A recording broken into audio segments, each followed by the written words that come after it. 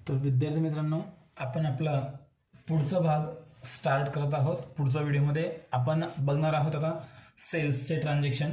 आपण मागच्या व्हिडिओमध्ये काही कॅपिटलचे ट्रान्झॅक्शन बघितले आणि नंतर परचेसचे वेगवेगळे ट्रान्झॅक्शन बघितले. आता आपण सेल्सचे ट्रान्झॅक्शन बघू. माझ्या माहितीप्रमाणे एंट्री एक्झॅक्ट कशी लिहायची असते हे तर तुम्हाला समजलं असेल. त्यानंतर नॅरेशन काय असतं किंवा कसं लिहायचं असतं हे पण तुम्हाला कळालं पाहिजे. आता नेक्स्ट व्हिडिओमध्ये बघू आपण नेक्स्ट ट्रान्झॅक्शन नंबर 9.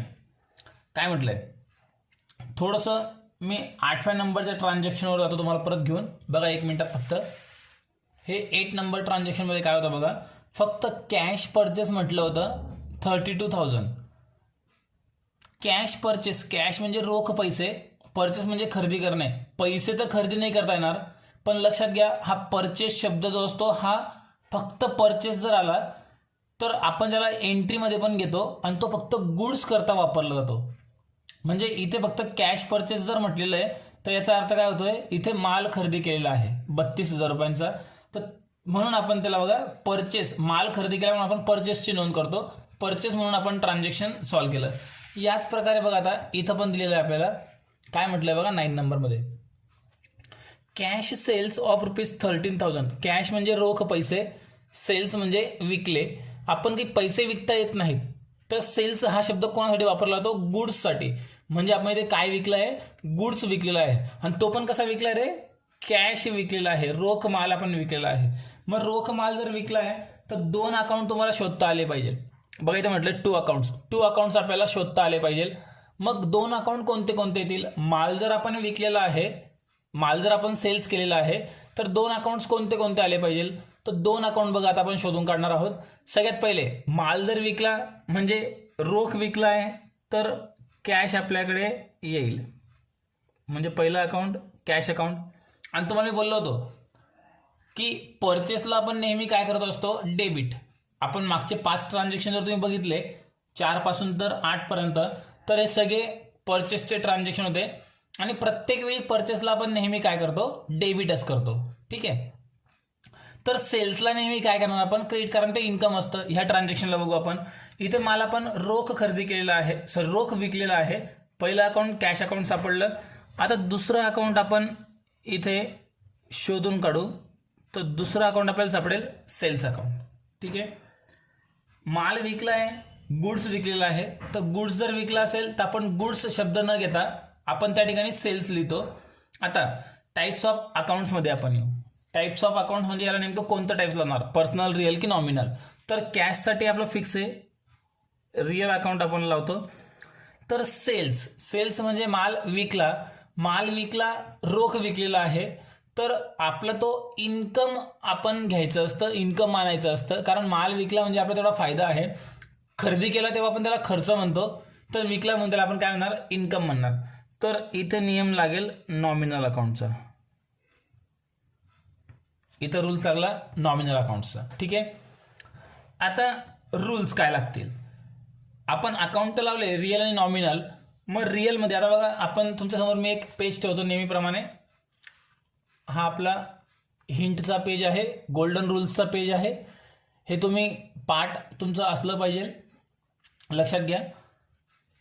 तर रिअल अकाउंटचा रूल्स काय बघा इथे, debit what comes in, credit what goes out. Real account कोणासाठी आपण, कॅश अकाउंटसाठी. आता मला सांगा ह्या ट्रान्झॅक्शनमध्ये कॅश कम्स इन आहे की गोज आउट आहे.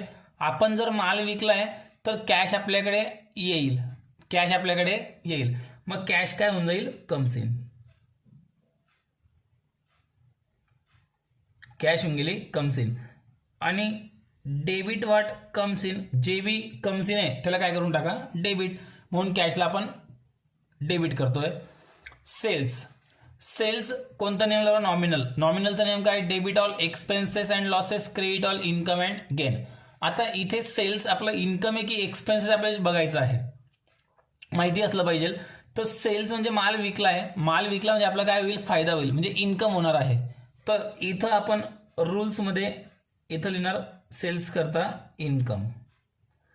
आणि इन्कम जर आहे तर आपण त्याला काय केलं पाहिजे, क्रेडिट. कारण मग इथे म्हटलंय इन्कमला नेहमी काय करतो, क्रेडिट. मी तुम्हाला बोललो होतो सेल्सला नेहमी काय होणार आहे रे, क्रेडिटच होईल. कधी पण लक्षात ठेवा, सेल्सला नेहमी काय होईल, क्रेडिटच होईल. काही काही सोपे हिंट आहेत ज्या तुम्हाला मी देऊन ठेवलेले आहेत, त्या कधी पण लक्षात ठेवा.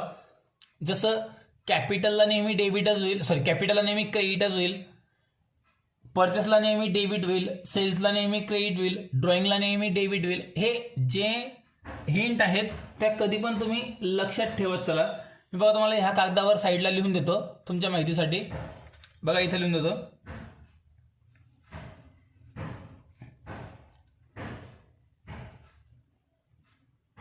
परचेसचा बॅलन्स हा नेहमी डेबिटला जाईल, तर सेल्स नेहमी क्रेडिटला येईल. त्यानंतर कॅपिटल नेहमी क्रेडिटला, तर ड्रॉइंग नेहमी डेबिटला येईल. एवढं तुम्ही लक्षात ठेवा.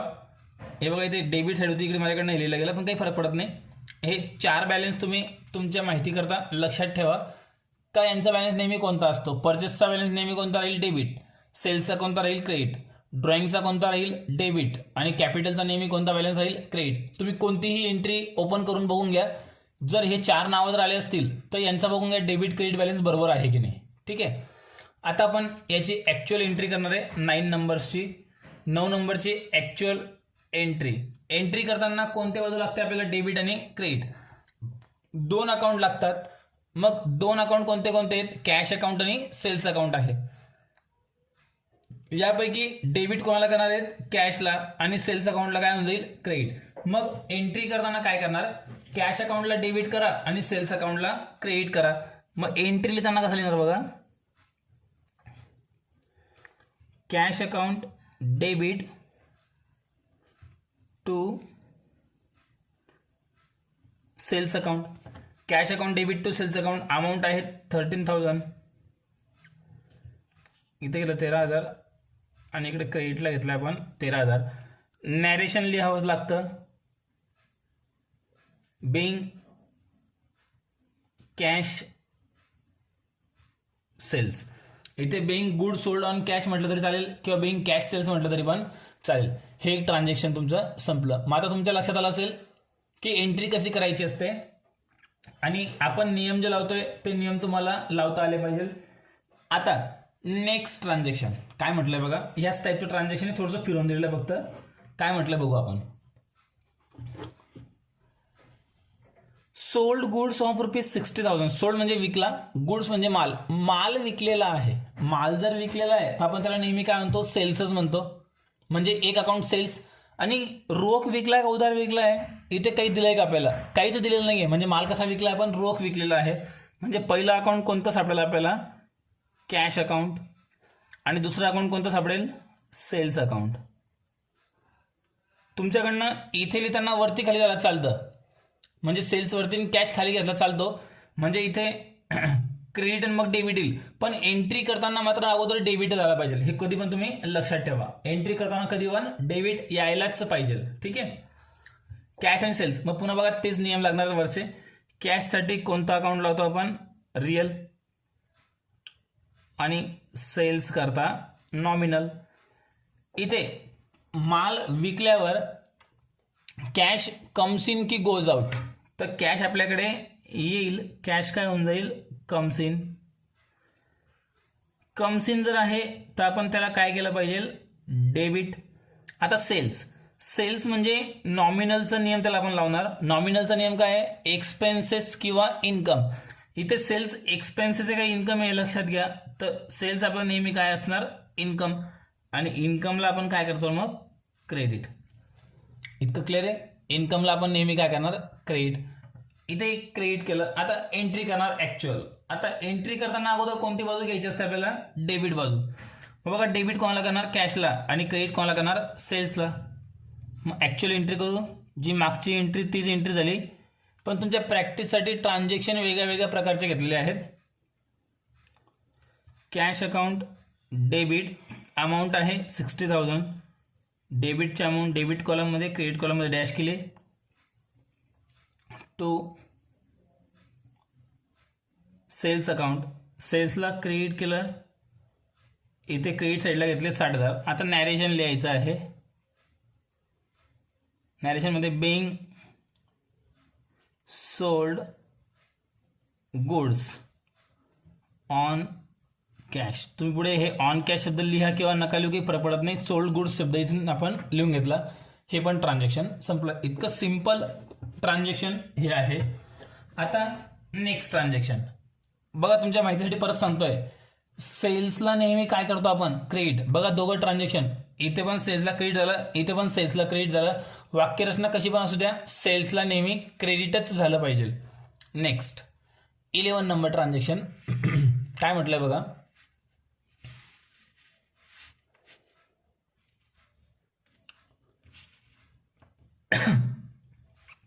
Sold goods to Salman of ₹40,000. आपण सलमानला माल विकलेला आहे 40,000चा. ज्या ट्रान्झॅक्शनमध्ये व्यक्तीचं नाव आलेलं आहे आणि कॅश शब्द आलेला नाही, असा ट्रान्झॅक्शन हे उधारीचं ट्रान्झॅक्शन असतं. बघा मग इथे सलमानचं नाव आलेलं आहे, सलमानचं नाव आलेलं आहे, पण कॅश किंवा चेक शब्द कुठेच काही आलेला नाही. याचा अर्थ काय झाला? हा माल कसा विकलाय? पण उधारीवर विकलेला आहे. आता मग सांगा, उधारीवर माल तर विकलाय की नाही आपण? माल तर आपण विकला, एवढं तर फायनल आहे. आता बघा, मी तुम्हाला बोललो होतो इथे वरती खाली लिहिलं गेलं डेबिट क्रेडिट, वरती खाली लिहिलं गेलं चालतं, पण एंट्रीमध्ये डेबिट अगोदर यायला पाहिजे. इथं आपण तसं प्रॅक्टिस करून बघू. मला सांगा, माल तर विकलाय की नाही? गुड्स तर सोल्ड झालाय की नाही? गुड्स आपण सोल्ड केलेला, एवढं फायनल आहे. गुड्स जर सोल्ड केलेलं आहे तर एक अकाउंट अगोदर शोधून काढा, ते आहे सेल्स, सेल्स अकाउंट. आता मला सांगा, माल रोख विकला की उधार विकला? सलमानचं नाव आलेलं आहे, कॅश किंवा चेक शब्द किंवा बँक शब्द कुठे आलेला नाही, म्हणजे इथे हे व्यवहार कसा झाला? उधारीचा. मग ज्याला उधार विकलाय त्याचं नाव लिहून ठेवावं लागेल, कारण कॅश तर आपल्याकडे येणार नाही. मग सलमानकडे आपली उधारी बाकी आहे, मग सलमानचं आपण नाव लिहून ठेवू, सलमान अकाउंट. इतकं क्लिअर झालं. आता याला आपण टाईप्स लावू. सेल्स कशामध्ये घ्यायचं असतं आपल्याला? नॉमिनल अकाउंटमध्ये. तर सलमान हा व्यक्ती आहे, याला नियम लागेल पर्सनल अकाउंटचा. इतकं क्लिअर झालं. आता रूल्स लावायचे आहेत सेल्सला आणि सलमानला. तर सेल्सला नॉमिनलमधला रूल्स लागेल, सलमानला पर्सनलमधला लागेल. पहिले सेल्सला लावू. सेल्स नॉमिनलमध्ये एक्सपेन्सेस की इन्कम आहे बघा, तर आपला इन्कम आहे. आपण मागच्या 2 ट्रान्झॅक्शनमध्ये बघितलं, सेल्स आपलं काय आहे? इन्कम आहे. आणि इन्कमला आपण नेहमी काय करतो? क्रेडिट करतो. इथे आपण त्याला क्रेडिट करून टाकलं. लिहिताना आपण एंट्रीमध्ये अगोदर डेबिटच येणार, हे लक्षात घ्या. जर सेल्सला क्रेडिट झालं ना, सलमानला डेबिटच व्हायला पाहिजे. कसं आता बघू आपण. आता सलमानला आपण पर्सनल अकाउंटचा नेम लावला. आपण काय करतोय रे? सलमानला माल विकलेला आहे, आपण सलमानला माल विकत आहोत. आता इथे पर्सनल अकाउंटचा नियम काय म्हणतो? Debit the receiver, credit the giver. ज्या व्यक्तीचं नाव आलेलं आहे तो रिसिव्हर आहे की गिव्हर आहे ते बघा, म्हणजे तो घेणार आहे की देणार आहे ते बघा. इथे आपण माल विकतोय तर सलमान माल घेतोय, तर सलमान इथे माल घेणारा झाला. मग इथं आपण त्याला म्हणू रिसिव्हर. आणि रिसिव्हरला नेहमी काय करतात? डेबिट. म्हणजे सलमानला काय होऊन जाईल रे? डेबिट होऊन जाईल. सलमानला होऊन जाईल डेबिट. आता 2 अकाउंट आपल्याला सापडलेले आहेत, सेल्स आणि सलमान. त्यापैकी डेबिट कोणाला करणार आपण? सलमानला. आणि क्रेडिट कोणाला करणार? सेल्सला. इथे अगोदर आपण क्रेडिटचं अकाउंट घेतलेलं आहे, नंतर डेबिटचं घेतलं, पण एंट्री करताना नेहमी कोणतं अकाउंट पहिले आलं पाहिजे? डेबिटच आलं पाहिजे. मग आता इथे आपण घेऊ बघा 11 नंबर. तर इथे अगोदर डेबिट कोणाला करणार आहे आपण? सलमान अकाउंटला. सलमान अकाउंट डेबिट अमाऊंट आहे 40,000 टू सेल्स अकाउंट. क्रेडिटचे अमाऊंट क्रेडिट कॉलममध्ये 40,000. नॅरेशनमध्ये being sold goods on credit. उधार माल आपण विकलेला आहे, आपण त्याला क्रेडिट केलं आणि हे ट्रान्झॅक्शन संपलं. बघा तुमच्या लक्षात आलं असेल, इथे पण सेल्स आलाय, तर सेल्स नेहमी कोणत्या साईडला येतं? बघा इथे लक्षात घ्या, सेल्स नेहमी कोणत्या साईडला येईल? क्रेडिटला, कारण ते नेहमी इन्कमच राहणार आहे. तर सेल्स ऑटोमॅटिक क्रेडिटला येऊन गेलं. ठीक आहे. तर आपल्याला इतकं कळतंय की सेल्स आपलं नेहमी इन्कम आहे, म्हणून त्या इन्कमला आपण नेहमी काय करतो, क्रेडिट, म्हणून सेल्सला नेहमी काय होऊन जाईल, क्रेडिट होऊन जाईल.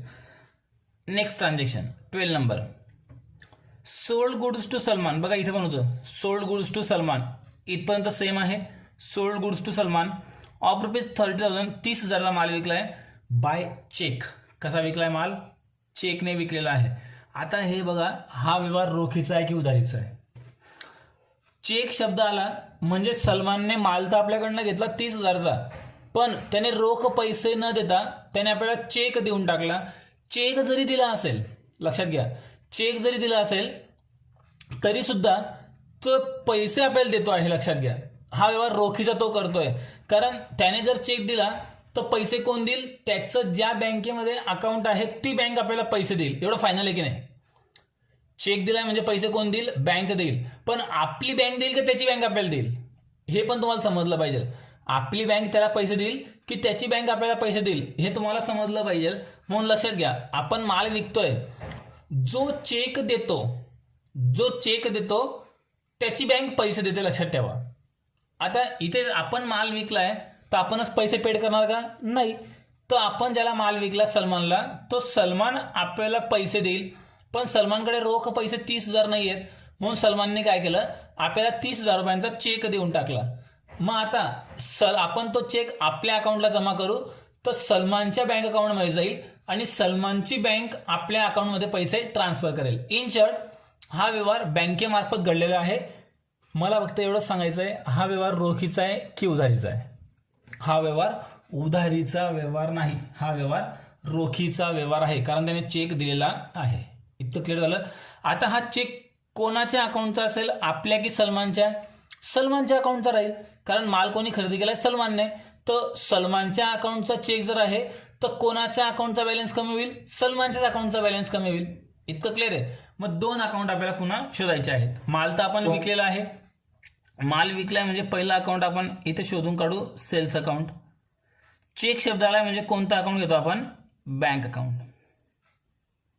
कोणता अकाउंट घेतो, बँक अकाउंट. बघा तुम्हाला सोपी हिंट देतो. सेल्सला नेहमी काय करतो आपण, क्रेडिट, म्हणजे सेल्सला क्रेडिट होईल, एवढं फायनल झालं ना, मग बँकेला डेबिट होऊन जाईल, म्हणजे एंट्री होऊन जाईल बँक टू सेल्स. बघा मी तुम्हाला एंट्री जनरल एंट्री फायनल सांगून दिली, पण कशी आली आपण ते बघू, कशी आली आपण ते बघू. मी तुम्हाला सोपी हिंट काय दिली बघा, सेल्सला नेहमी काय करतो, क्रेडिट, कारण ते इन्कम आहे. जर सेल्सला क्रेडिट होईल तर बँकेला डेबिट होईलच, कारण डेबिट आणि क्रेडिट शिवाय एंट्री होत नाही. म्हणजे एंट्री काय होईल बघा, मी आत्ताच लिहून टाकतो, आपण ती कशी आली ते पण क्लिअर करू. सेल्सला क्रेडिट होणार आहे म्हणजे इथे बँकेला काय झालं पाहिजे, debit, bank account debit to sales account, अशी एंट्री व्हायला पाहिजे. बघू आपण एंट्री बरोबर आहे की नाही. ठीक आहे, अगोदर आपण एंट्री करून टाकलेली आहे, बँकेला डेबिट करून टाकले, सेल्सला क्रेडिट. आता नियम लावू आपण. सेल्सला कोणता नियम लावतोय आपण, या आजच्या व्हिडिओमध्ये सुरुवातीपासून बघतोय नॉमिनलचा नियम. नॉमिनलमध्ये सेल इन्कम आहे की एक्सपेन्सेस इन्कम आहे, इन्कम आहे म्हणून त्याला काय केलं पाहिजे, क्रेडिट केलं पाहिजे. इतकं फायनल झालं. बँक ही संस्था आहे, त्याला कोणतं अकाउंट लागलं पाहिजे, पर्सनल अकाउंट लागलं पाहिजे. बँकेला पर्सनल अकाउंट लावलं. आता पर्सनल अकाउंट जर लावलेलं आहे तर पर्सनल अकाउंटचा नियम काय आहे, debit the receiver credit the giver. त्याची बँक पैसे दिली, एवढं फायनल आहे, पण ते पैसे आपल्या बँकेत जमा होतील. चेक दिलाय की नाही त्याने काय दिलेलं आहे, चेक दिलेला आहे. तर त्याने जर चेक दिलेला आहे तो आपण आपल्या बँकेत जमा करणार. तर आता त्याने चेक दिल्यावर आपल्याला पैसे रोख नाही मिळणार. पैसे रोख कुठे जमा होतील, बँकेत जमा होतील. पैसे रोख कुठे जमा होतील, बँकेत पैसे रोख जमा होणार आहेत. पैसे जमा कुठे होणार आहेत, रोख, बँकेत पैसे रोख जमा होतील. लक्षात घ्या, सलमानने काय केलं, चेक दिला, तो चेक आपण आपल्या बँकेत जमा करणार. मग आपली बँक पैसे देईल की घेईल हे तुम्ही लक्षात घ्या. आपण जर माल विकलाय आणि चेक आपण बँकेत जमा करून ठेवलाय तर आपली बँक पैसे घेणार आहे. कोणाकडनं घेणार आहे, सलमानच्या बँकेकडनं. आपल्या बँकेचा विचार करा, ही बँक आपली बँक आहे, ही बँक कोणाची बँक आहे, आपली बँक आहे. आपली बँक पैसे घेत आहे, आपली बँक काय करते, पैसे घेत आहे. आपली बँक जर पैसे घेते तर आपली बँक कोण होऊन जाईल, रिसिव्हर होऊन जाईल. आपली बँकेत काय होऊन जाईल, रिसिव्हर. आणि रिसिव्हरला आपण नेहमी काय करतो, डेबिट. रिसिव्हरला आपण नेहमी काय करतो, डेबिट. मग आता बघा, एंट्री काय होईल, सेल्सला काय होऊन जाईल क्रेडिट आणि बँकेला काय होईल डेबिट. मग bank account debit to sales account. Entry बरोबर करून टाकली होती आपण. अमाऊंट 30,000 रुपये. इथे पण अमाऊंट 30,000 रुपये. एंट्री संपली. नॅरेशन लिहू. Being sold goods by cheque. Cheque मार्फत आपण माल विकला आणि ही एंट्री संपली. इथपर्यंत क्लिअर झालं असेल. हे लक्षात घ्या, बँकेला रिसिव्हर कावर झालं, आपण माल विकलाय, चेक मिळालेला आहे, आपण तो चेक बँकेत जमा करणार. आपण माल विकला चेक मार्फत, तर पैसे रोख मिळणार आहेत का, तर बिलकुल नाही मिळणार. तर पैसे कुठे जमा होतील, आपल्या बँकेच्या अकाउंटला. मग आपली बँक पैसे घेते का देते ते बघा. आपली बँकेचा विचार करा, सलमानच्या बँकेचा विचार करायचा नाही. आपल्या बँकेचा विचार करा. आपली बँक पैसे आता रिसिव्ह करेल, रिसिव्हर बनेल, म्हणून आपल्या बँकेला डेबिट केलं. ठीक आहे. नेक्स्ट ट्रान्झॅक्शन लास्ट आहे, सेल्सचं आहे पुन्हा. आता हे ट्रान्झॅक्शन घेऊन आपण या व्हिडिओमध्ये थांबू. पुढे बघू काय म्हटलंय. Sold goods to Priya of ₹23,000 on cash. बघा प्रियाचं नाव आलेलं आहे, पण कॅश शब्द बी आलेला आहे की नाही, बरोबर आहे. म्हणजे इथे प्रिया अकाउंटशी आपल्याला काहीच घेणं देणं नाही. माल कसा विकलाय आपण, रोख विकलाय. आजची आपण पहिली आणि दुसरी एंट्री जी केली सेम तशी एंट्री आहे. माल कसा विकलाय आपण, रोख. म्हणजे काय आला पाहिजे आपल्याकडे, कॅश. आणि कशाबद्दल आला, कॅश कशाबद्दल आली, सेल्सबद्दल. बस लावून टाका. आता इथे सेल्सला नेहमी काय होतं क्रेडिट, तर कॅशला काय झालं पाहिजे डेबिट. मग बघा एंट्री काय होऊन जाईल, मी तुम्हाला मुद्दा म्हणून पहिले एंट्री करून दाखवतोय कॉन्फिडन्स वाढवण्यासाठी. Cash account debit to sales account. Cash account debit to sales account 23,000. क्रेडिटला पण 23,000. आता हे कॅशला डेबिट आणि सेल्सला क्रेडिट कसं आलं, आपण इथून प्रॅक्टिस करू. तुम्हाला जेव्हा तुम्ही ॲक्च्युअल जर्नल एंट्री करतात, तेव्हा ॲक्च्युअल जर्नल एंट्रीमध्ये तुम्हाला इथे काहीच लिहायचं नसतं, हे काहीच लिहायचं नाही. फक्त या ट्रान्झॅक्शनवरनं ही एंट्री करायची असते. मग ती प्रॅक्टिस आपण हळूहळू सुरू करून दिलेली आहे.